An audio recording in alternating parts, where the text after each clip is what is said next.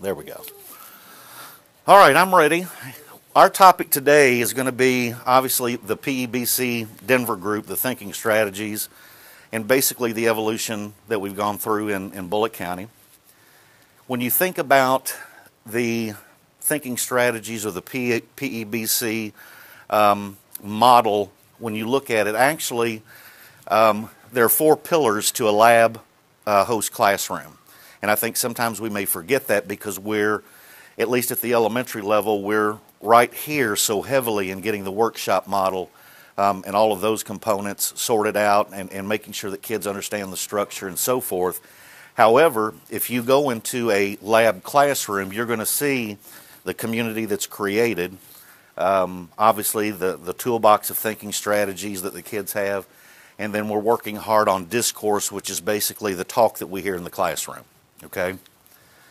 But if you think about thinking strategies defined, as far as you've got your first component of the thinking strategies, which is to investigate research-based thinking strategies that proficient thinkers use to analyze information.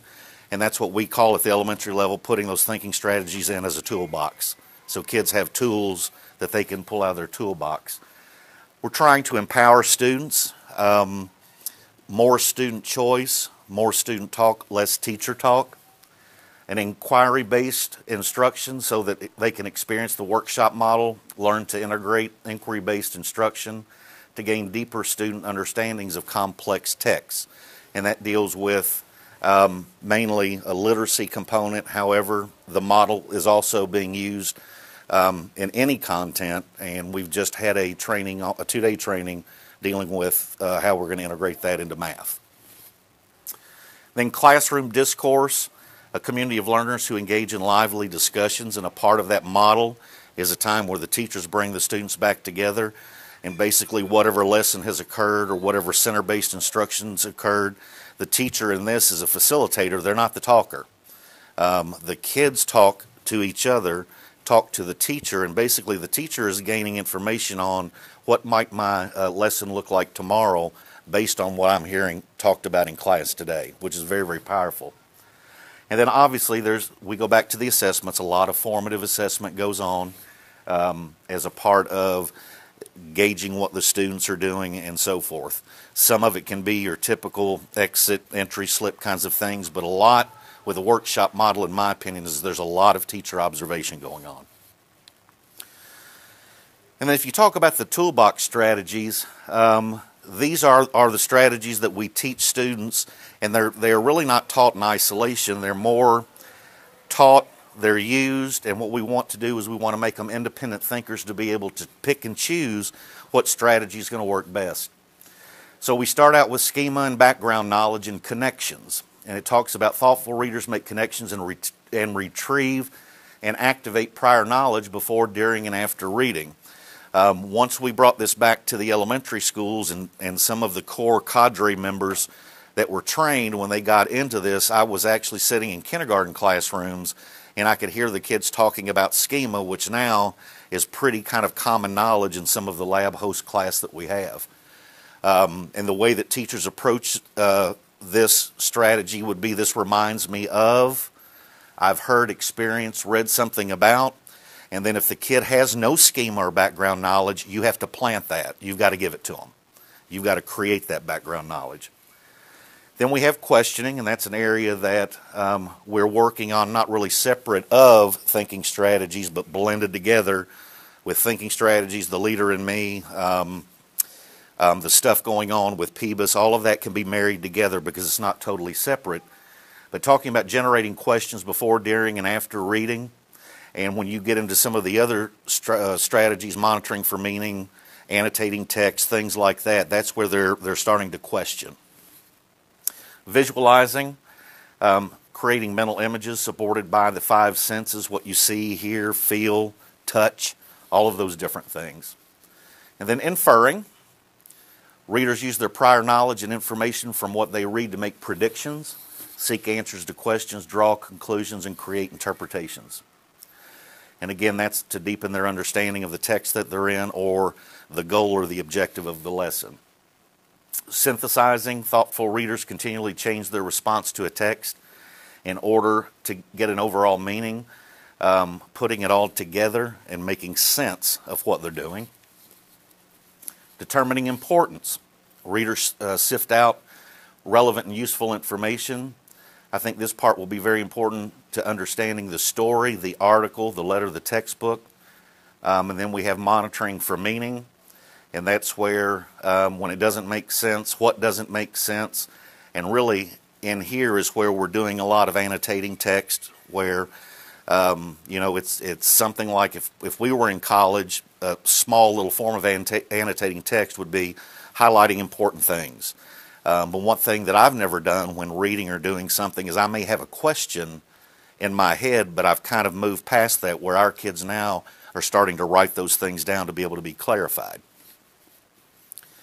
So when you look at the elementary school cadre, we began approximately 5 to 6 years ago getting 4-member teams together, and because this is a pricey venture, we couldn't send all 13 teams of 4, so we had to break it down into chunks. Plus, when OVEC started to offer these trainings at the time, and Oldham County was the base for the observations with the 4-day training, whenever anyone puts anything out for registration with thinking strategies, it feels like that. We had a session that came out, and Brenda and I were trying to get some people into it, and it literally, as soon as it hit the email, in about, I think it was about 90 minutes, it was full.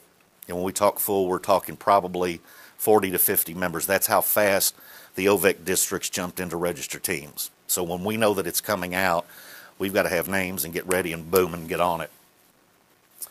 But those 4-member groups receive the Denver training here, and it's 4 days of truly, truly intense, exhausting training, really focused on the literacy workshop model, observing certified PEBC classrooms and so forth. So then every year thereafter, additional 4-member cadres were trained until we had groups in all schools, at least 4-member teams that were to work with the rest of the faculty. The sad part being in Bullitt with this is that we spent some money and trained some individuals, and then we lost those individuals to surrounding districts. So, I have a couple of schools that really only have now, out of the 4-member team, only have 1 that's remaining that was trained. So that's why we're trying to get in there and to do it a little bit on our own to get some more members trained and to help those people out. Then the elementary schools began doing book studies using PEBC recommended readings. At the same time, varying schools began working on implementing the workshop model, some further along than others. But we're getting there, as far as it's a small scale. Really, to be honest, at the elementary level, I would, at this time, expect it to be larger. But I think it's one of those things that working with the principals to figure out how we're going to, this is not one more thing, this is just better instruction, da-da-da-da-da, all of that good stuff. So schools are continuing to refine the model at different paces.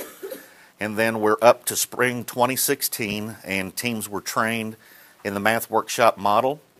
It was great because we actually had one of the trainers was the author of the book on the math workshop model, and she did great. And I know that Ms. Pirtle, she did the same training the summer prior to when I had elementary folks trained.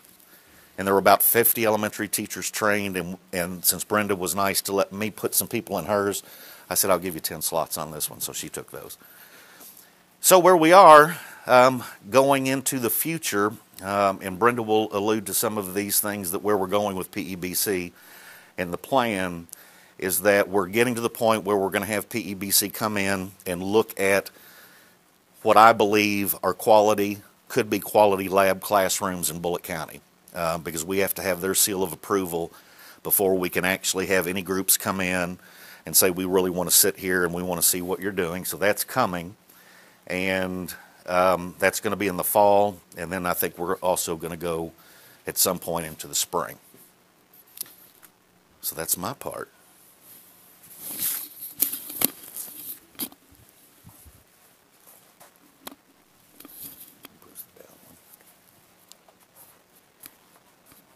So at that point, when I came into the district, there were already middle schools involved with this. So Rob Smith started that at the middle school level, and he had the instructional coaches involved with that as well. So Kari Stewart was very instrumental in that. So when we got together as instructional coaches, one of the things that she said was, could we continue this? Could we move on with this? And could we possibly get others involved higher up in the secondary level? So that's where we came together and we said, okay, well, let's do this, because they had already been trained in the 4-day training. 5 of the 6 coaches had been. We used the Right to Literacy book in the secondary schools by Susan Plott, and we wanted to continue to use that. They only initially started out, got a few chapters or parts of the chapters read with that, and wanted to continue that work. Select teachers began in small steps, and there were approximately 11 teachers involved with this, but only 9 of them had actually been trained. 2 of the teachers, 2 very high-performing teachers at Bernheim Middle School, actually were not even trained. They were trained among the trainers, so they did not go to the 4-day, but they were pulling pillars out of that, what they were learning from others, either discourse or workshop model, or building their sense of community. Approximately 11 started.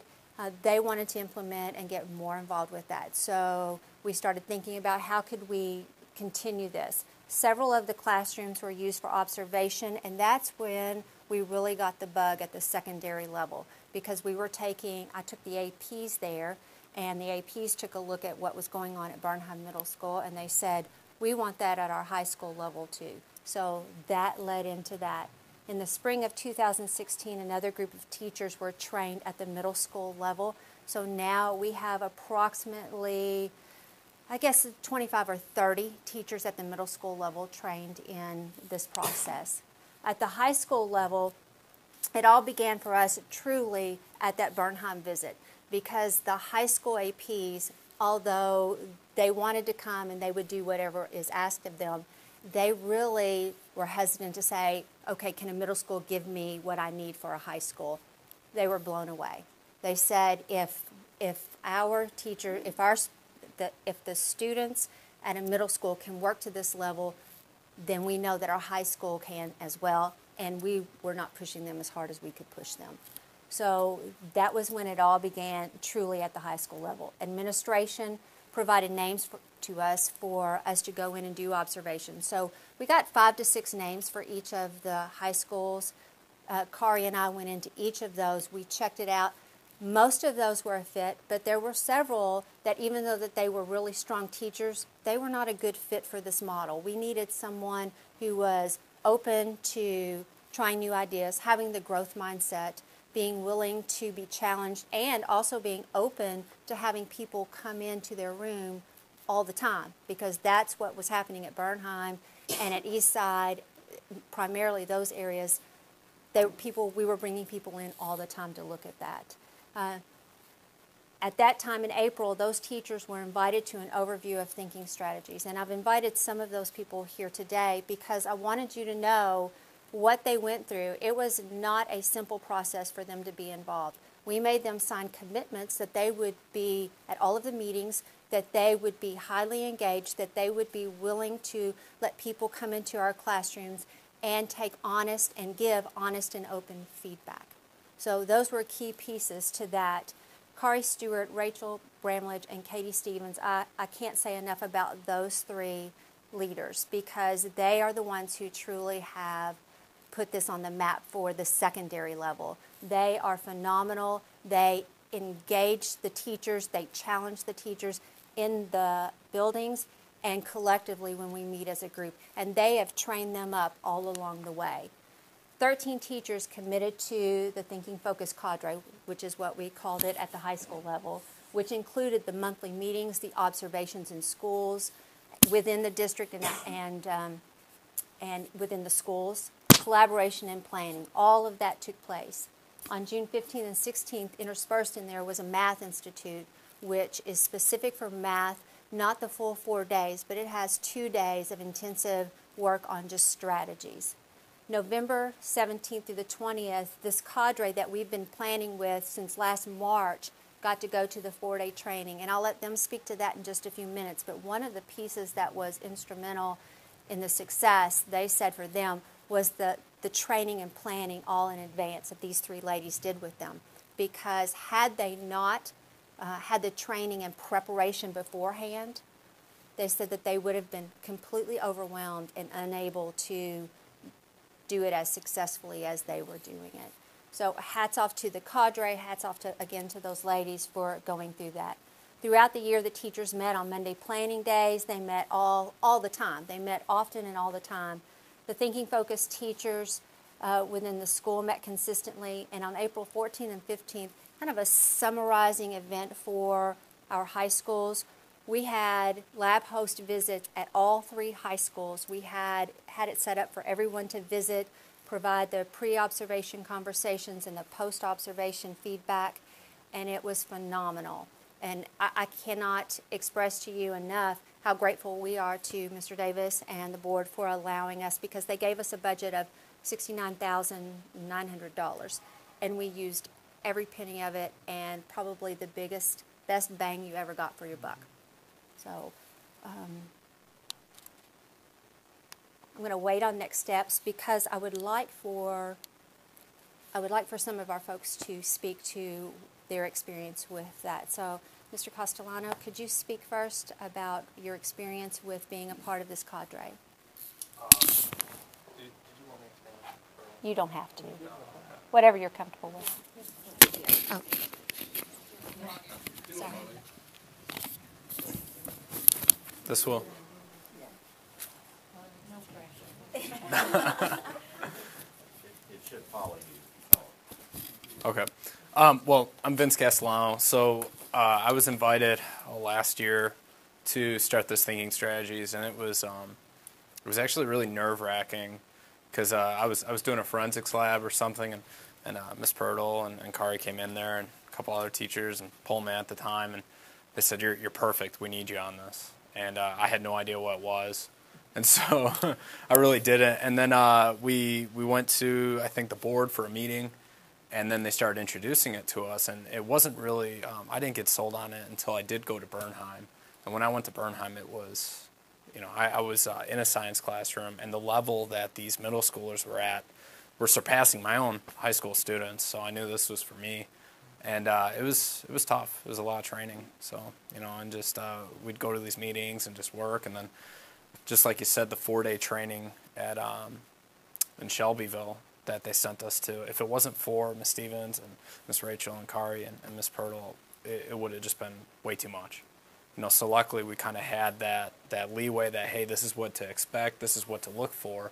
And so when we went to the training, we were right on point. So it was.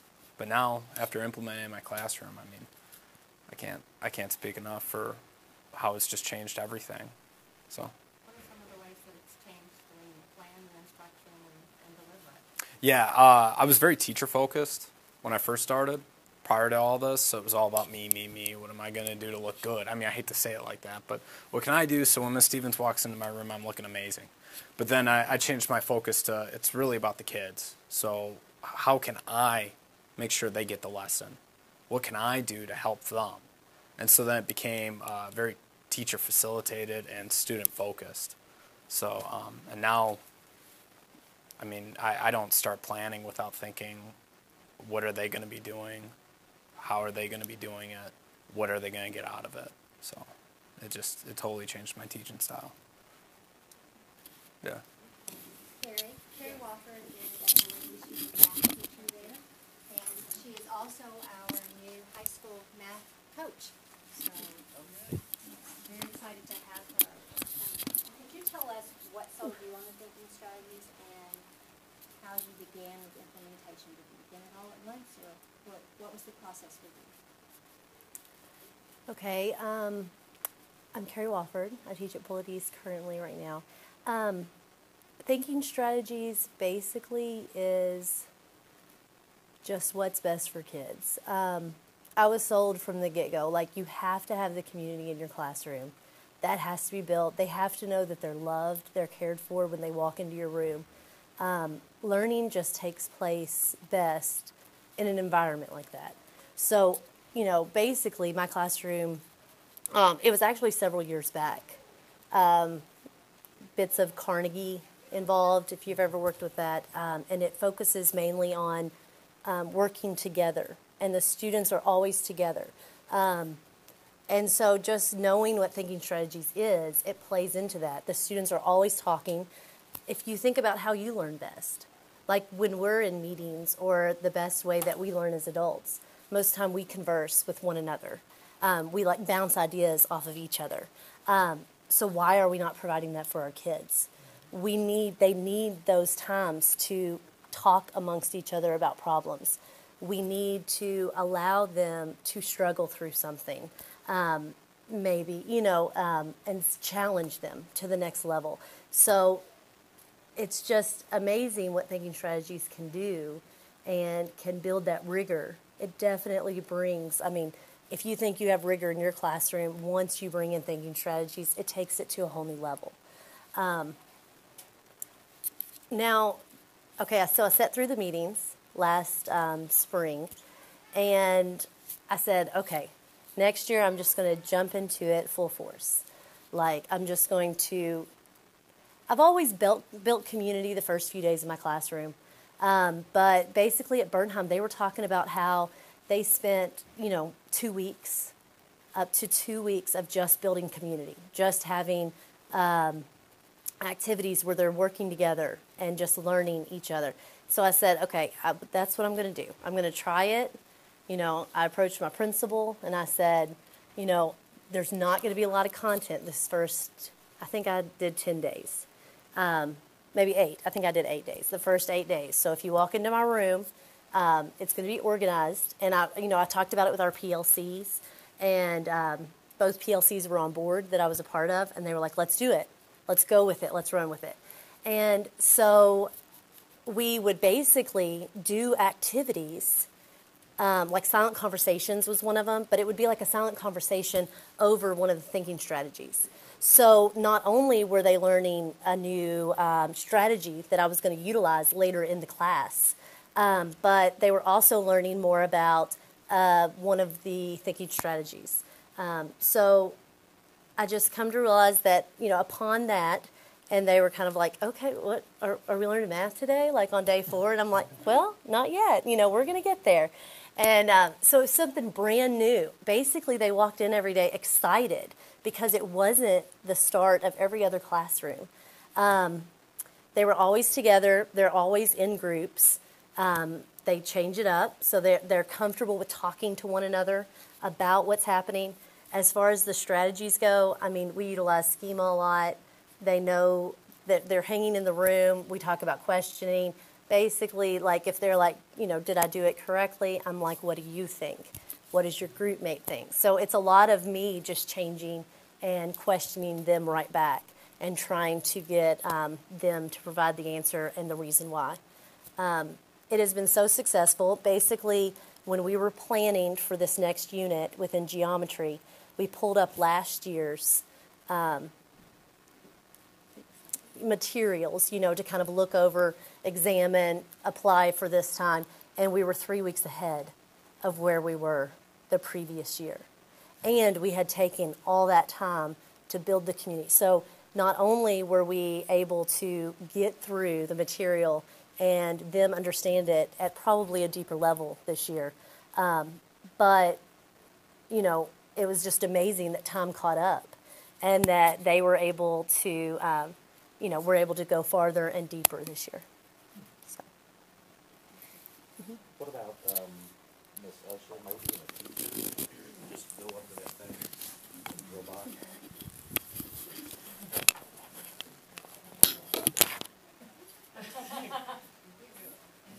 Just talk about a little bit at the elementary level. What's going on? What do you see from traditional instruction? All right. I'll let you. Because Overdale is probably, out of the 13 elementary schools, they probably have the most ready lab post classrooms there. When I came to Overdale 2 years ago, they were really solid with the workshop model, and then we adjusted it just a little bit. We did a book study on, I would recommend reading it if you're in the classroom. It's a fabulous book. It's called Better Learning Through Structured Teaching. It's Fisher and Frey. So we tweaked our workshop model just a little bit for it to be, like you said, a little bit more student-driven, based on data, those type of things. So we did that. We've adjusted our workshop model. And Overdale really had not had thinking strategies training, but I have had the opportunity to go to Denver, so I was trained. So we've been kind of working on that, working on our community building. So I'm going to let Ms. Costin take over just about teaching she teaches first grade. Yes. So when we talk about secondary, it's happening in K and 1 too. So I have let her those talk first grade about it. babies. Well, in first grade, I mean, we use thinking strategies and literacy at ELA block throughout the entire year. I mean, the schema, the questioning, the kids predicting and inferring based on their text. And we never really applied it to our math. So after I went to our training for math, I mean, I sat with Samantha and I planned a whole lesson together. And we planned math throughout the week. And we created this awesome just lesson full of just the kids working and not me.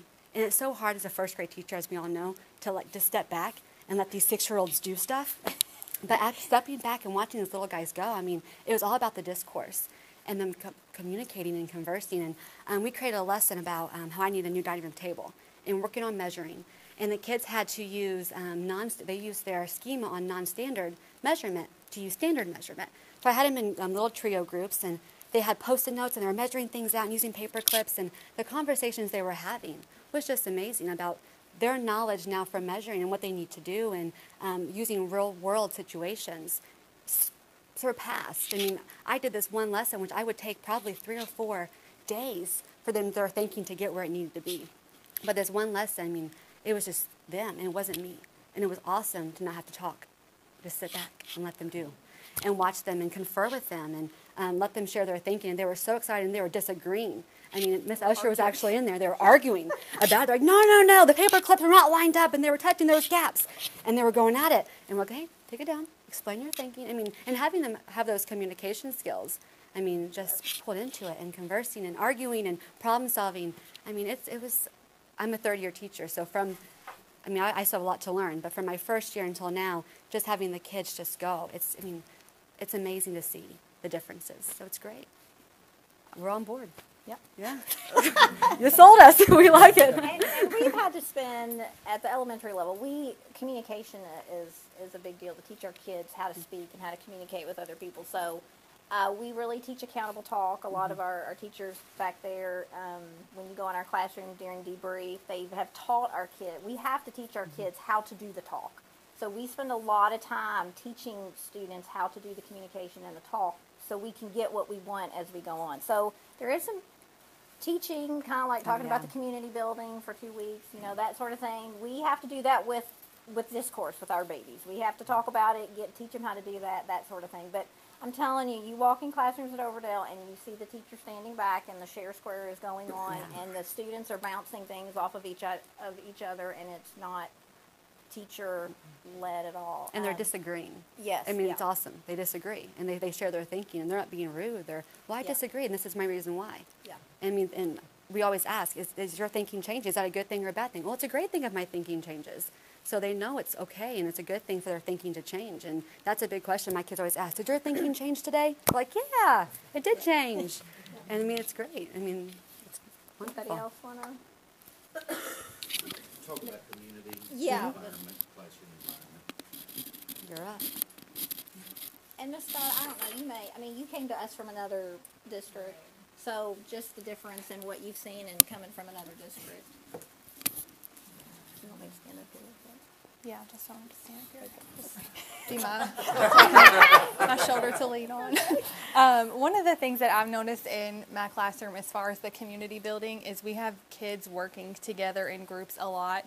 And what I really like to see with them is them collaborating with people that they don't necessarily, because I teach 5th grade, so by the time they get to 5th grade, like cliques are starting to form and little pods of people, and there are boyfriends and girlfriends and all that good stuff. But when we work on building the classroom community, I can see them, constantly choosing different partners and finding somebody to work with that they feel like complements themselves as a learner. And not necessarily somebody that they would hang out with outside of school, but just kind of being able to bounce ideas off of each other just kind of deepens their thinking.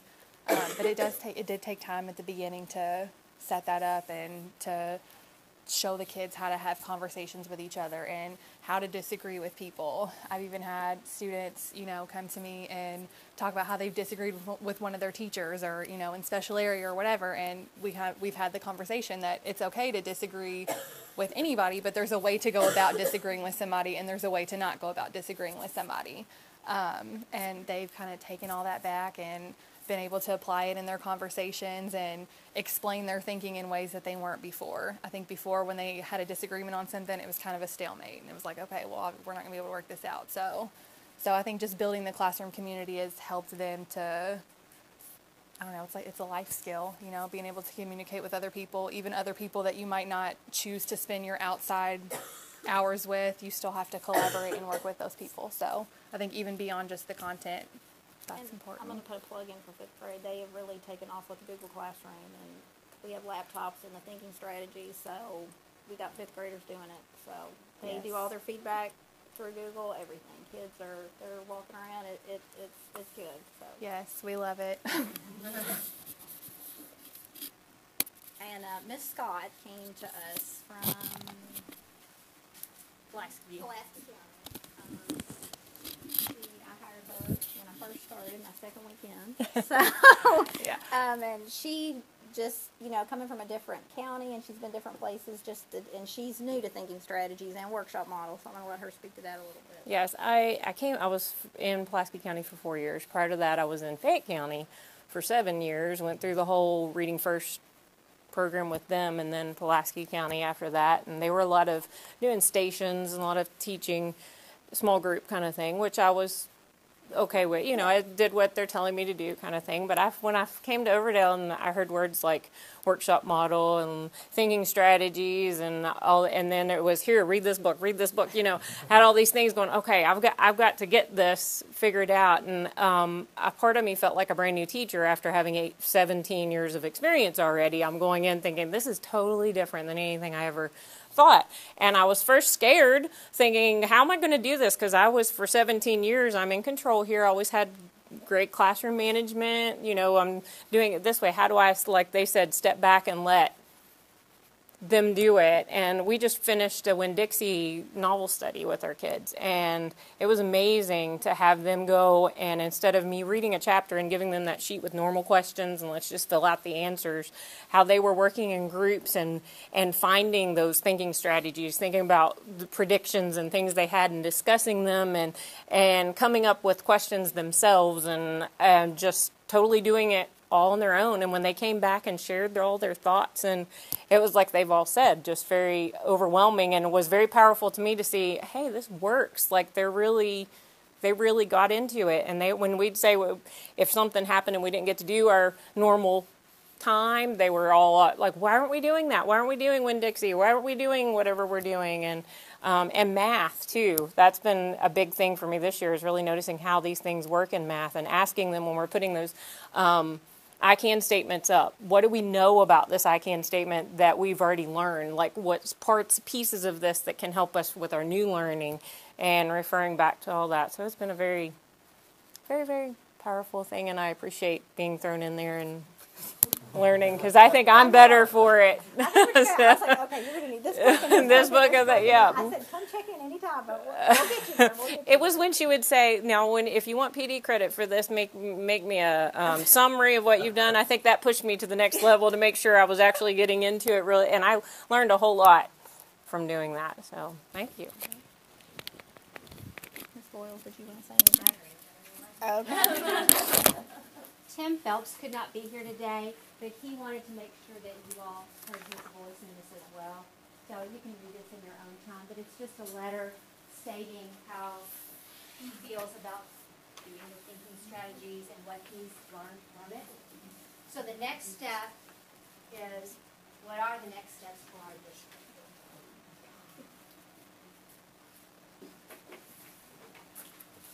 And the weird thing is when we do district walkthroughs, if I get into a true lab post-classroom, because it doesn't really look like what you would view as a traditional classroom, I end up missing half the rest of the walkthrough because I'm caught up with what that class is doing. So I sit there, my team's gone. Absolutely. Absolutely. And that's the same way with me. When I go into those classrooms, it's hard to get out of there because you get so excited about what's going on. Put your necklace back on. Sorry. I'll put my necklace back on. All right, so next for us at the secondary level, and I'll let Terry talk to the elementary level, but for all of us out this part, 3 days of observations and training is what we're going to have in the fall. One of the things that we'd like to do at the secondary level is have a fall cadre and a spring cadre. And the cadre that we have at the secondary level now, one of the things that they've asked for is not to forget about them and to keep the momentum rolling with the meetings and the discussions, because the classroom observations and the opportunity to be together are the things that strengthen their cadre. So that's what they want. Develop the lab host classroom within the district and provide support through regularly scheduled collaborative sessions and trainings. Last year we had $69,000. Right now in Title II funds, I think we've been given approximately $49,000, and what we'll use that for is training for PEBC to come in and continue to work with us, and then give us a snapshot at the end of the year. Where do we stand as far as having outside? We've decided that we don't need to go to OVEC this year because we have our own lab host classrooms within our own district that are as strong or stronger than what we're seeing elsewhere. So we don't need to use that money for that. We'd like to use what we have, for some overview of training and then for substitutes so that we can get into the classrooms, because they found that to be one of the most valuable things that they did, was be in the classroom and then have the discourse afterwards. Well, and at the elementary level, we still have with our math institute that occurred in March, because we had all the snow and we had to keep pushing that institute back. There's a 2-day, That's your necklace. There's we have a day follow-up, 2-day follow-up, I think, with that. And what's going to happen is Laurie Rettling, who was one of the trainers for the elementary folks, will come back, and one of those days will be used with coaches just to follow up with the workshop, the math workshop model. And I have communication into her for her to let me kind of know what's this going to look like, because I don't want it to be a repeat of what coaches have had before. So in the coaches meeting, they requested that I find out a little bit specifics about what she's going to do. Then actually she's going to come back September the 1st, and we'll do a little observation probably within some lab classrooms, and then again, we'll jump back on the 2016-17 next steps. Basically, elementary is doing everything that Brenda has on the PowerPoint except for increasing a cadre by 15. What we're going to do is we're still going to try to expand within our own buildings and things like that, because Overdale has observed a lot by other teachers and schools. So the next step there is, what are they doing with what they saw? And, like Brenda said, hopefully when the spring gets here, we can have some quality PEBC staff developers come back and say, hey, do we look like we can go on the road with this, or are we not? And then we can provide that feedback to teachers. So This is one of the most exciting, instructionally sound changes I think our district could ever make. And that is from the feedback that we get from the teachers, and that's the feedback that we see when we're in the classrooms as administrators. And all of you are the ones who are making that happen. So I applaud you and all the people who work with you to make that happen. And that's it for us. Do you have any questions? I think it's very exciting. It just sounds wonderful to me. I love what you said about it was no longer about you, the teacher. It was about the students. And after all, it is about the students. That was great. But I'm super proud of all the elementary people that's embraced this, principals that have gone with this. I know I went to a faculty meeting at Overdale after your Math Institute session, where Samantha and I think actually got into that session, and they came back and they did one of those math problems with the teachers, and I couldn't believe the entire Overdale staff. To me, they were amazed with what they were doing with that. So, that's what we have to do. We've got to continually say, if we're receiving this training and we're putting some money into it, some large money, that we're spreading that stuff back out. But I really appreciate all the teachers in the district. We have some at Washington Elementary School, Nichols, you know, we've got them, but by far Overdale, they just sit down, they work together, PLC together, so I really appreciate what they're doing. Well, I'll have to say, the ones that attended the math training, the last one that we had, they have all changed the way they plan because of it. I plan with two of the teachers that attended weekly and the whole philosophy about how we're going to do math. So it's really awesome too. And I think as a district, I don't think, without the elementary starting this, I don't think the middle school or high school could ever take off with it. So it was the elementary that built the desire in the district to make us go further with that. Well, and I really, Brenda, never thought we would actually get high school in there. We had some people screaming for it at the time, but then, from my perspective, I didn't really know how to make that happen. So I mean, all the stuff, because I've gotten some emails from Miss Stevens where I'm just going, hey, they're eating it up there. So We actually, really at each good. of the high schools, we actually have 5 to 7 teachers at each one of the high schools asking to be a part of it. And PEBC told us if we could get 1 or 2 teachers in the district, maybe a high school, we would be doing well. So they... Apparently high school is the issue when they travel the country, I think. It Trying is. to get the high school people on board. All right. Thank you very much.